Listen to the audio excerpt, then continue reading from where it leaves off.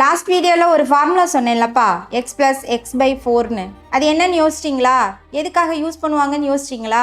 அது எதுக்காக யூஸ் பண்ணுறோம் அப்படின்னா, how many meiosis is needed for formation of ஒரு நம்பர் ஆஃப் சீட்ஸ்ன்னு கேட்குறாங்கன்னு வச்சுக்கோ. எக்ஸாம்பிளுக்கு ஒரு 400 சீட்ஸ் ஃபார்மேஷனுக்கு எவ்வளோ மியாசிஸ் வேணும் அப்படின்னு கேட்குறாங்க. அப்போ போயிட்டு நம்ம எக்ஸாம் டைமில் நீ யோசிச்சுட்ருப்ப, அச்சோ மேல் கேமிட்டுக்கு எவ்வளோ நடக்கணும், ஃபீமேல் கேமிட்டுக்கு எவ்வளோ நடக்கணும், அவ்வளோலாம் யோசித்தோம் அப்படின்னா என்ன ஆகும்?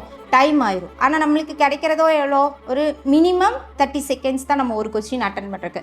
அப்போ என்ன பண்ணணும்? எக்ஸ் ப்ளஸ் எக்ஸ் பை 4 இந்த மாதிரி ஒரு ஃபார்முலாவை ரெடி பண்ணி வச்சுக்கிட்டோம்னா நம்மளுக்கு ஈஸியாக ஆன்சர் பண்ணலாம். இந்த எக்ஸ் எதை குறிக்குது அப்படின்னு பார்த்தீங்கன்னா ஃபீமேல் கேமிட்டை குறிக்குது. ப்ளஸ் எக்ஸ் பை 4ன்னு சொன்னேன்ல, அதை எதை ரெப்ரசன்ட் பண்ணுது அப்படின்னு பார்த்தீங்கன்னா மேல் கேமிட்டுன்னு ரெப்ரசன்ட் பண்ணுது. இப்போ என்ன வேணும்?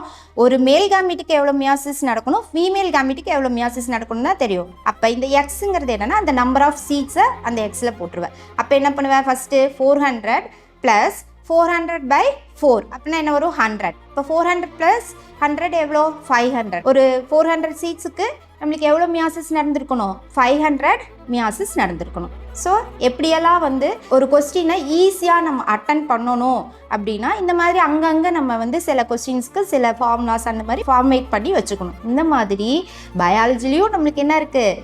நிறையா கால்குலேஷன் உண்டு. அதை மட்டும் மறந்துடாதீங்க.